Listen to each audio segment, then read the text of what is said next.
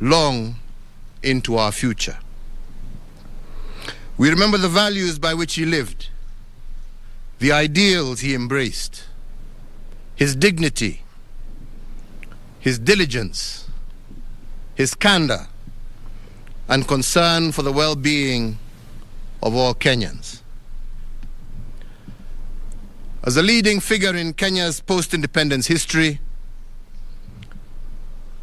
His Excellency Mwai Kibaki earned the abiding respect and affection of the people of this nation and other nations throughout the world.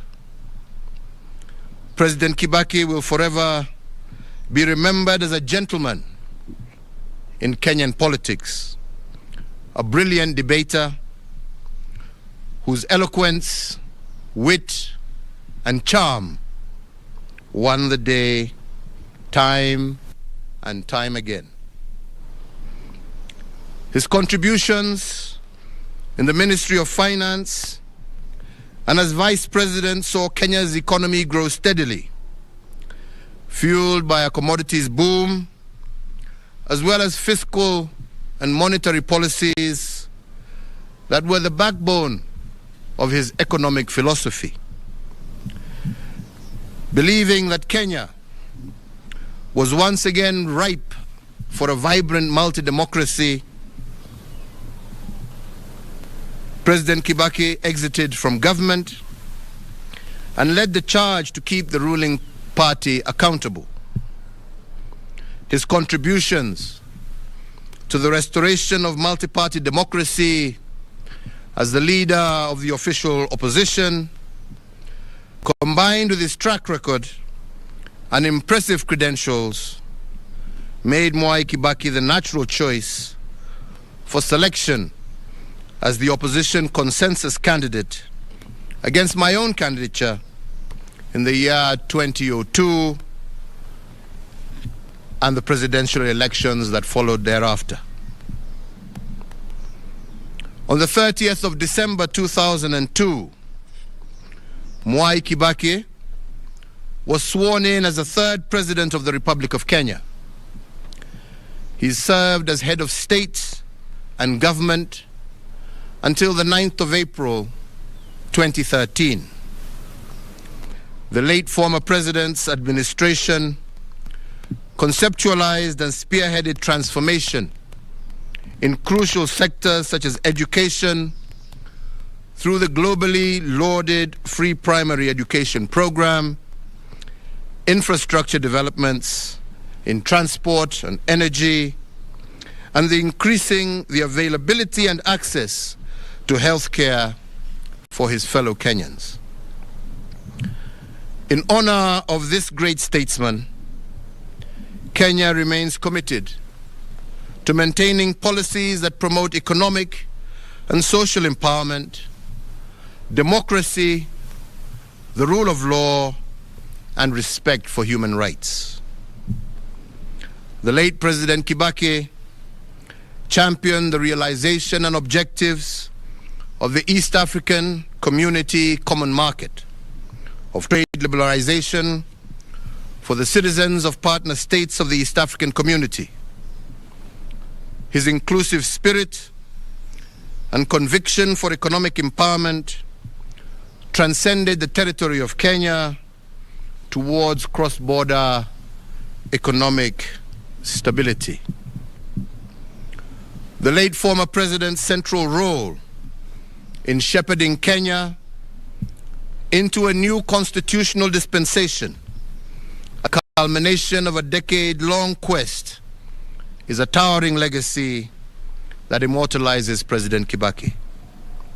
We can take comfort in the inspiring legacy of ideals and examples of devotion to his country, which he bequeathed to us all, more so with our new constitutional dispensation.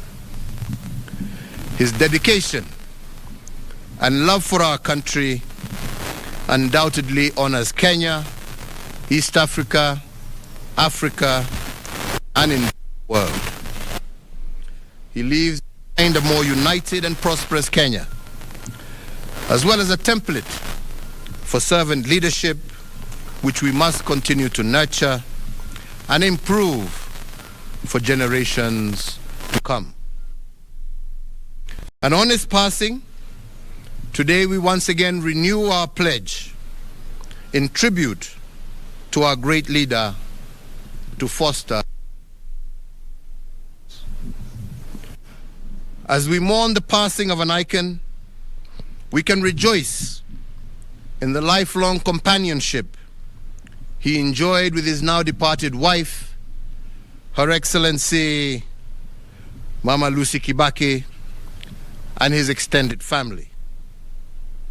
Today, our sincere sympathy to his children, Judy Wanjiko, Jimmy Kibaki, David Kagi, and Tony Githinji, and to their families, and for all who mourn the passing of this great leader. As the late former president served Kenya, Africa, and the world, he also remained a deeply devoted family man, an avid golfer, and an earnest friend to many. To them we say that while Emilio Mwai Kibaki is no longer with us in body, his spirit, legacy, values, and ideals live on in each one of us and in the limitless ways that he made Kenya immeasurably better.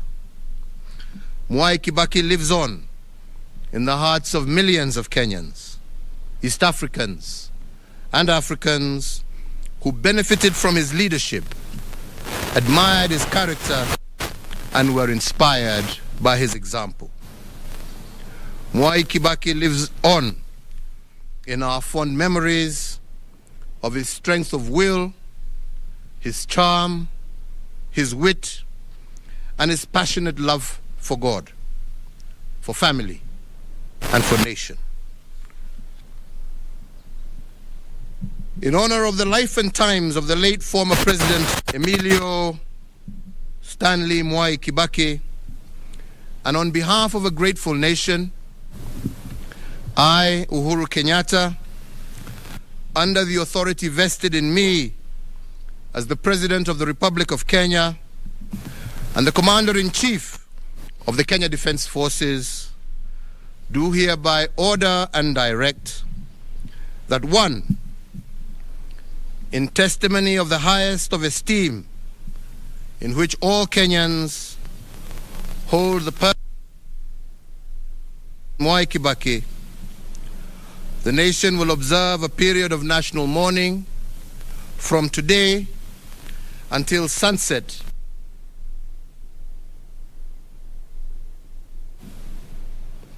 That President Mwai Kibaki shall be accorded a state funeral with full military honors and protocols being rendered and observed.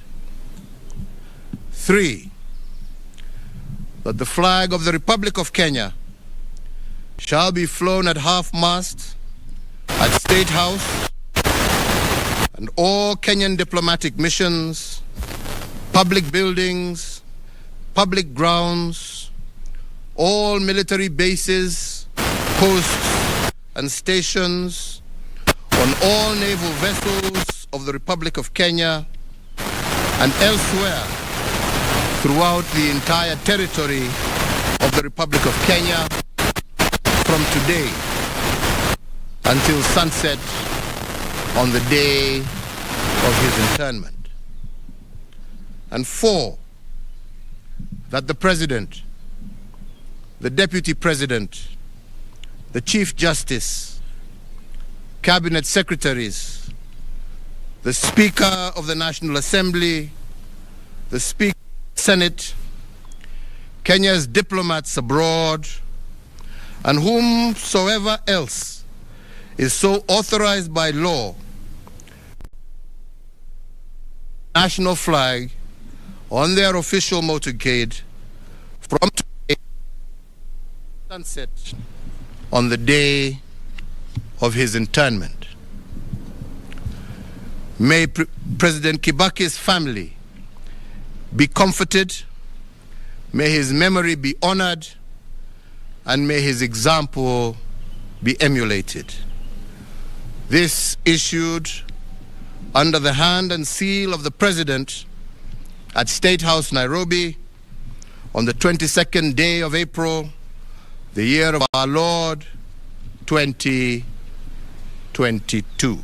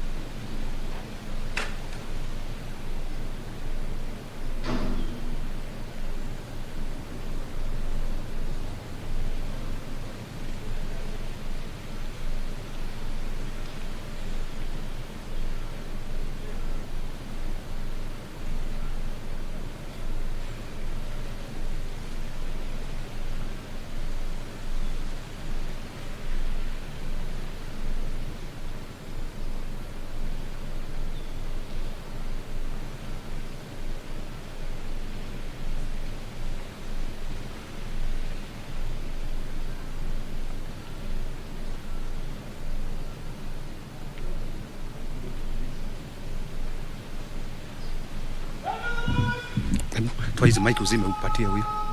Utoe uzime umpatie huyo.